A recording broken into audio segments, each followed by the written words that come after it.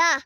Salutare tuturor, eu sunt Adeliș și astăzi o să vă arăt cum mă car eu pe bicicletă. Știu, pare ridicol că mă car pe bicicletă de adulți, dar asta e bicicleta mea. Este un mountain bike mai vechi, dar își face treaba. Poți să te duci ca o bătrânică până la piață să iei legume, dar poți și să faci drifturi ca în viteză mare. În primul rând vreau să vă rog să apăsați pe butonul de like și de subscribe, dacă vă rog și să activați clopoțelul pentru cât mai multe videoclipuri și o să vă arăt niște trucuri. Îmi pare rău dacă mă bâlbâi, dar e primul meu videoclip pe acest canal.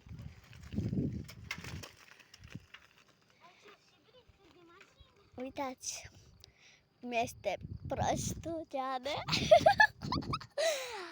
Hai, de tare! Uitați cum am strigat după el să se ducă tare, dar puturosul nici nu știe. Face să meargă tare, dar să ce să meargă.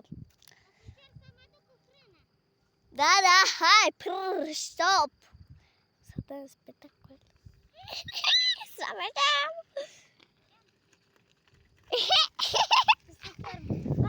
Dacă vă întrebați cine mă filmează, asta e cameramana mea. Dă-te mai în spate să te vadă oamenii. Asta este. Ne filmează. Îmi pare rău că n-am. De fel filmez după un telefon. Un Redmi 9C negru, dar eu zic că-ți face treaba pentru editare și restul. Iar acum o să vă arăt cum mă duc eu pe câmpul ăsta. Da, e. Ce urât.